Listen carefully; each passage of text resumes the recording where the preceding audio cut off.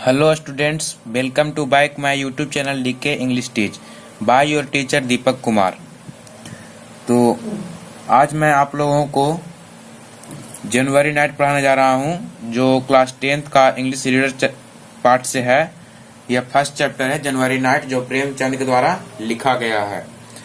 तो धनपत राय 1880-1936 born in Varanasi on July 31 या 31, 1880 was a prolific writer of both Hindi and Urdu. इसका मतलब धनपत राय का जन्म 31 जुलाई 1880 को हुआ था। कहाँ हुआ था? वाराणसी में हुआ था। और वे हिंदी और उर्दू दोनों विपुल लेखक थे, यानी विपुल यानी कुशल पूर्वक लेखक थे हिंदी और उर्दू के। He changed his pen name to Premchand after his book सोजे बतन was banned by the then British government। इसका मतलब तत्कालीन ब्रिटिश सरकार द्वारा उनकी पुस्तक सोजे बतन, उनकी पुस्तक है सोजे बतन पर प्रतिबंध लगा दिया गया। बैंड यानी प्रतिबंध होता है। किसके द्वारा किया गया? यह ब्रिटिश सरकार के द्वारा किया गया, ब्रिटिश गवर्नमेंट। और यहाँ पर आप देख रहे होंगे he changed his pen name to Premchand.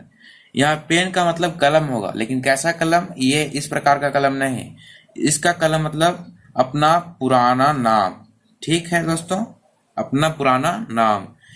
तो उन्होंने अपना कलम नाम बदलकर, चेंज यानी बदलकर, प्रेमचंद रख लिया। उन्होंने जीवन की वास्तविक, किन्होंने? प्रेमचंद ने। तो उन्होंने जीवन की वास्तविकताओं और आसान समाज में आम आदमी द्वारा सामना की जाने वाली विभिन्न समस्याओं के बारे में लिखा। ठीक है दोस्तों, मैंने आपको इसका हिंदी बताया। He wrote about the realist of life and the various problems faced by the common man in a turbulent society. इसका मतलब होता है कि उन्होंने जीवन की वास्तविकताओं, रियलिटी, और एक आसान समाज में आम आदमी द्वारा सामना की जाने वाली विभिन्न समस्याओं के बारे में लिखा।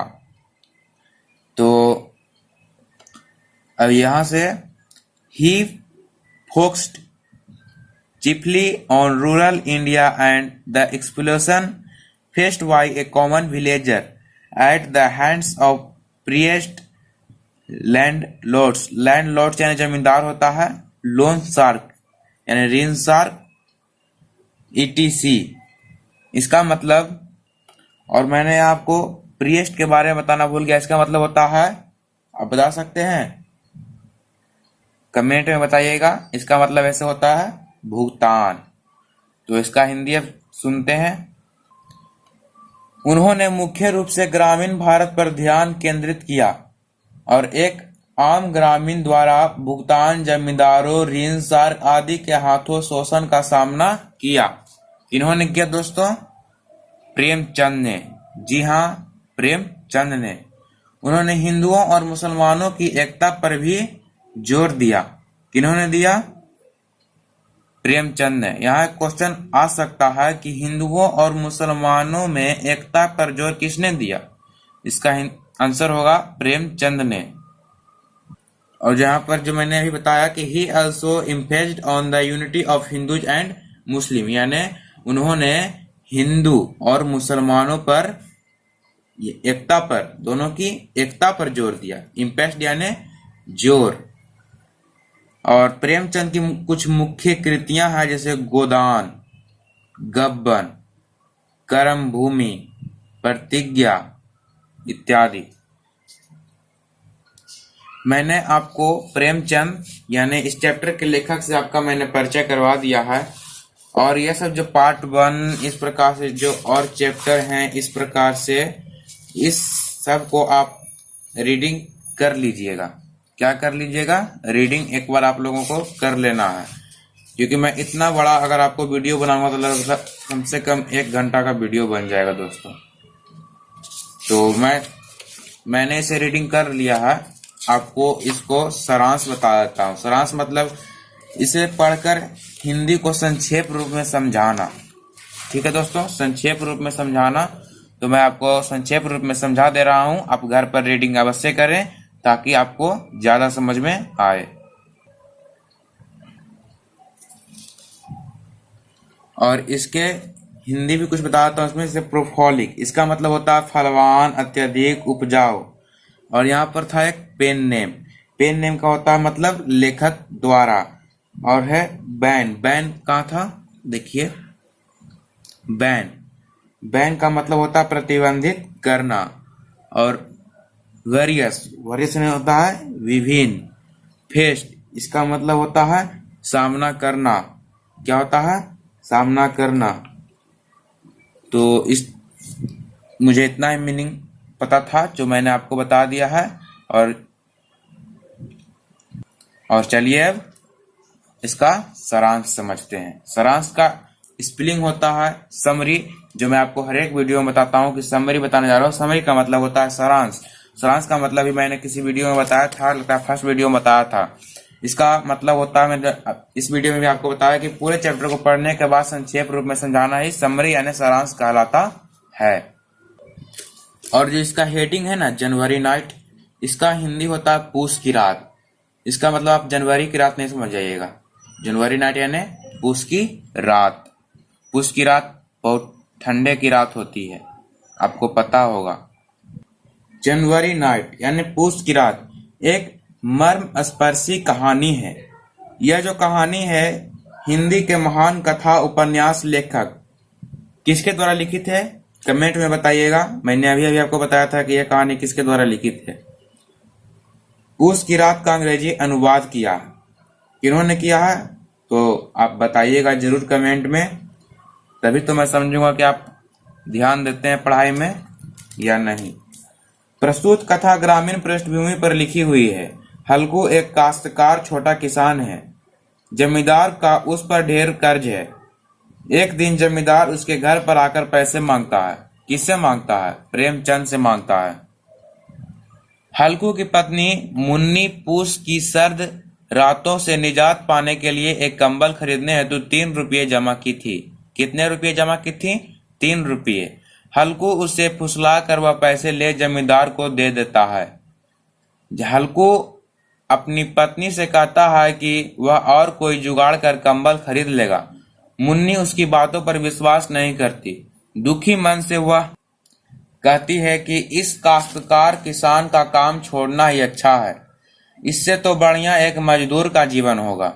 उस रात हल्कू अपने खेत की रखवाली करने जाता है। उसका पालतू कुत्ता जबरा।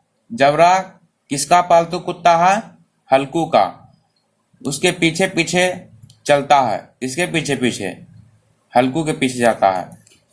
रात में अलाव जलाकर, अलाव मैंने जिसे आपको देहाती भाषा में कहें तो बोरसी में जो आग जलाया जाता है, या फिर जाड़े के दिनों में हम सब आग जलाकर जो तापते हैं उसे अलाव कहते हैं। तो अलाव जलाकर हल्कू खुद को गर्म रखने और पूस की सर्द हवाओं से लड़ने में परेशान रहता है।